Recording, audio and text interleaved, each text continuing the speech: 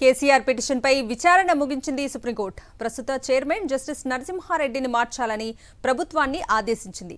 ఆయన స్థానంలో మరొకరిని నియమించాలంది సుప్రీంకోర్టు. విద్యుత్ విచారణ కమిషన్ చైర్మన్ ప్రెస్ మీట్ పెట్టడంపై తప్పుపట్టింది ధర్మాసనం. దీంతో బాధ్యతల నుంచి ప్రస్తుత చైర్మన్ నరసింహారెడ్డి తప్పుకున్నారు. అయితే సోమవారం కొత్త చైర్మన్ పేరు చెప్తామని ధర్మాసనానికి తెలంగాణ ప్రభుత్వం తెలిపింది.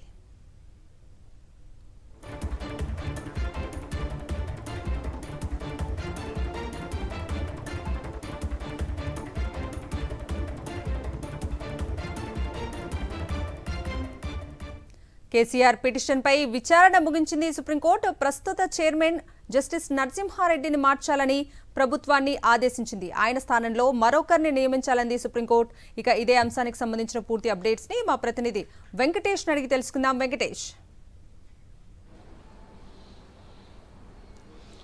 విద్యుత్ విచారణ కమిషన్ చైర్మన్ జస్టిస్ నరసింహారెడ్డి స్థానంలో మరొకరిని నియమించాలని ఆదేశిస్తూ సుప్రీంకోర్టు సంచలన తీర్పు వెలువరించింది.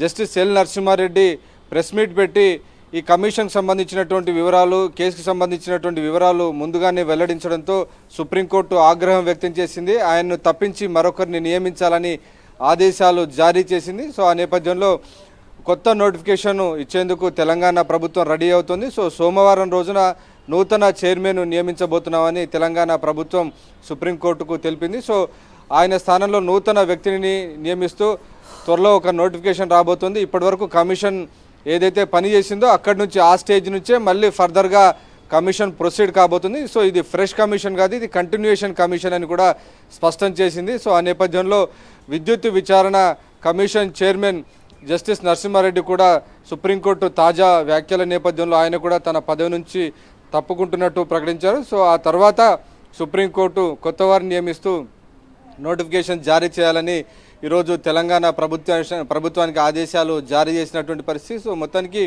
ఈ వ్యవహారంలో విలేకరుల సమావేశం పెట్టి ఈ కేసుకు సంబంధించినటువంటి వివరాలు షేర్ చేసుకున్నటువంటి నేపథ్యంలో జస్టిస్ ఎల్ నరసింహారెడ్డి తన పదవిని కోల్పోవాల్సినటువంటి పరిస్థితి ఏర్పడింది. అయితే మరొక ముఖ్యమైనటువంటి అంశాన్ని కూడా కేసీఆర్ ఈరోజు సుప్రీంకోర్టులో కోరారు.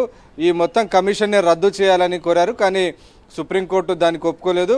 విద్యుత్ విచారణ కమిషన్ యథావిధిగా కొనసాగుతుంది. ప్రస్తుతం ఏ స్టేజ్ వరకు అయితే పని అయిందో అక్కడి నుంచి మళ్ళీ ఫర్దర్గా కమిషన్ ప్రొసీడ్ కావాలని, కమిషన్ ఆఫ్ ఎంక్వైరీస్ చట్టం పరిధికి లోబడి ఈ మొత్తం కమిషన్ తన పనిని పూర్తి చేయాలని, ఆ మేరకు నివేదిక తయారు చేయాలని సుప్రీంకోర్టు ఆదేశించింది. సో ఒక రకంగా ఇది మిశ్రమమైనటువంటి తీర్పు వచ్చింది. సో కొంతమేర తెలంగాణ ప్రభుత్వానికి ఎదురుదెబ్బ తగలగా కొంతమేర కేసీఆర్ కూడా ఈ వ్యవహారంలో కొంత చుక్కెదురైంది. సో రెండు అంశాల్లో ఉంటే ఒక అంశంలో తెలంగాణ ప్రభుత్వానికి సానుకూలంగా, మరొక అంశంలో కేసీఆర్కు సానుకూలంగా వచ్చింది.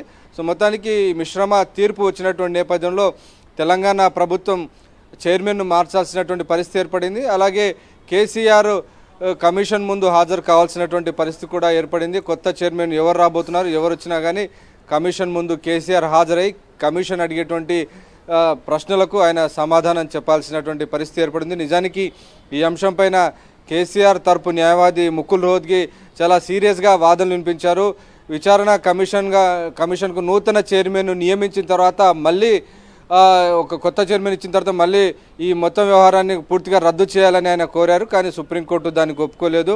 ఖచ్చితంగా కమిషన్ ఆఫ్ ఎంక్వైరీ చట్టం కింద ఈ పని కొనసాగాలేనని ఈరోజు సుప్రీంకోర్టు తీర్పు ప్రకటించినటువంటి నేపథ్యంలో యథావిధిగా సుప్రీంకోర్టు తీర్పు మేరకు తెలంగాణ విద్యుత్ విచారణ కమిషన్ పనిచేయబోతోంది. నిజానికి ఈ అంశంలో అనేక విషయాలను కేసీఆర్ తరపు న్యాయవాది లేవనెత్తారు. ప్రధానంగా ఈ మొత్తం వ్యవహారంలో కూడా విద్యుత్ కొనుగోలు ఒప్పందం అంతా కూడా ఒక ప్రభుత్వంతో మరొక ప్రభుత్వం ఒప్పందం జరిగింది కాబట్టి ఎలాంటి అక్రమాలు జరగలేవని చెప్పింది. కానీ సుప్రీంకోర్టు ఈ అంశాలను జోలికి వెళ్లకుండా కేవలం కమిషన్ చైర్మన్ మార్చి యథావిధిగా పని చేయాలని సూచించింది. Right Venkatesh, thank you.